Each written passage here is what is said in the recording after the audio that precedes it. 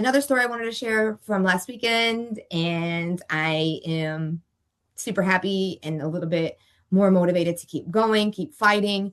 I was at the Green Party National Convention. If you want to look up the Green Party, it's gp.org, greenparty.org, gp.org.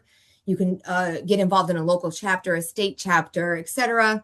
You've seen me share stuff from the PSL, which is the Party for Socialism and Liberation. There's other third parties that exist out there. For me, as long as, you're thinking left, go left, don't go right. I'm always a proponent of voting third party and, working on how to mobilize all the third parties to not work against each other, but to work for each other. So it's not that I'm promoting any particular political party. I'm just being transparent about the one that I am in. And I will have to say, or I'm a member of, I choose to be a member of. And I have to say that I have been to a lot of conventions. I have been in spaces with a lot of white people, and I have never felt so at home. I probably got emotional a couple times, just saying maybe, because I didn't think it was the first time in the United States. So I had been in socialist spaces where people, identify socialists in Latin America many times, which is why I've always said, I feel so more at peace. I feel so much more at home in Latin America, even though I'm not from there. Culturally speaking, socially speaking, I vibe, just feels happier, feels lighter. Although I think that's changing with globalization and, adopting the ways of global powers rather than of, theories and politics of liberation. But anyways, I digress again, as per usual. But I felt for the first time that I was around anti-racist white people, and we all have our issues, right? I mean, I know that there's definitely, that white shit going on, no matter what. But again, relatively speaking, I felt like I was living in history. I was around, a friend that I met there, an acquaintance, said that these are basically people from the civil rights movement that never sold out, white people specifically from the civil rights movement that never sold out. So then that made me feel like I was, with people that were fighters, that were relentless, that didn't give up, that didn't sell out. And I would, Jill Stein, who I voted for president, she was there. Butch Ware, we were up close there. The hierarchies were dismantled to the certain parts. Like, yeah, we knew the heavy hitters and we know the names that we know. But they were also sitting in the crowd too, and talking to the people and with the people and going out, and whether or not we drank or not, we were there together talking about things that related to our local communities, and then things that were, true to all people, being whether there was people from the Green Party from other countries like Lebanon as well. And so just being, thinking internationally, but then also it was United States Green Party convention. So, and then I wanted to share, I met Rome from the Revolutionary Blackout Network. And so I wanted to put you on that. You guys can go check them out. It's him and Nick Cruz, who was also there on the panel, the media panel, kind of just talking about what they see media's role is in this movement for, this push for anti-imperialism, anti-colonialism, anti-racism. And it was nice to, be in conversation with him too. And he really taught me a lot as well of just basically like how to put things to the people and how to be steadfast in your approach and how to always continue to learn, even if that, so like he builds wooden benches. So he's learned the craft of building things from wood.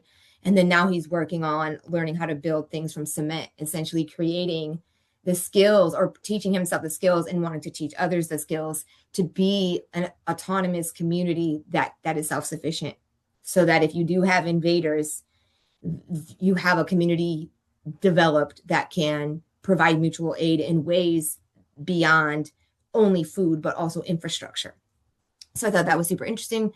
He also did the Poor Man's Tour. You can check that out. I'll put some resources for you guys in the references as well. And then decide, what what knowledge that you guys can incorporate into the classroom of what you learn from people who are really about it.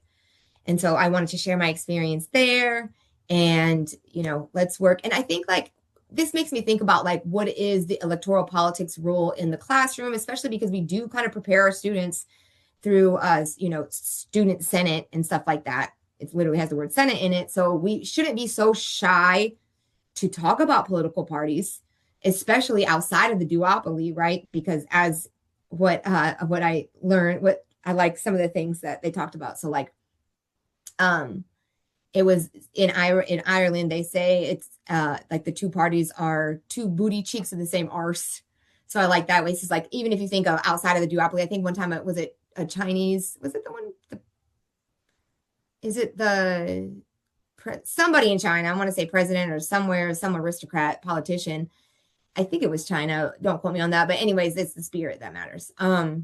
Said something about, in United States, there's really only one political party, but in typical opulence and like the over dramaticness of the United States culture, they say they have two. So I thought that was a good, good way to think about the two, quote unquote, two-party system. And I believe that if we teach theories of liberation and teach true histories that center on the other side, reporting live, this is Meek Mill, reporting live from the other side, and we think about, digging into the dark, digging into those silences, being reflective on those and how we can incorporate that into our lesson, students will make the right decision. And I think that's exactly and precisely why they don't want, and them people don't want that knowledge to get into schools. And so it is our job in that case to make sure indeed that it gets into schools. I'm really working on taking risks as far as what I say and practicing my First Amendment right speech, because whiteness also does something that teaches white people throughout their whole life that you kind of just need to stick your head down, play by the rules, and shut up, and you won't have no problems. And if it's not affecting you, then why would you talk about it? And parents will teach their kids, like, I have done everything. I've worked so hard my whole life to make sure that you have these opportunities. Why would you want to sacrifice those? Why would you want to play in my face like that? Why would you want to disrespect me like that? And so I'm constantly working to interrupt that and really exercise my First Amendment right to speech and saying how I feel in a very militant way, but also not foregoing my like bubbly personality, which is why I really like Bad Faith podcast. I got the name from Brianna Joy Gray, was at the Green Party National Convention as well. She was delightful. I felt like I always knew that our personalities were like similar in the sense that that's why I listened to her, because it's like it's outside of the stereotypical like Assata Shakur militancy type of way of being, but yet at the same time being just as militant in your true self, and that diversity and seeing the diversity of leftist politics is super important. And I saw that diversity, especially with the younger crowd that was there. You have more people from other places, like other countries, but you also have Black, brown, all the racial categories. You have those people there now too in the Green Party. And so that is demonstrating the transformation and the welcomingness and the agenda of the party politic. And so that was nice to be able to see and listen to her, Brianna Gray, talk. We danced line dance, urban line dance. That was real fun. I just really had a good time.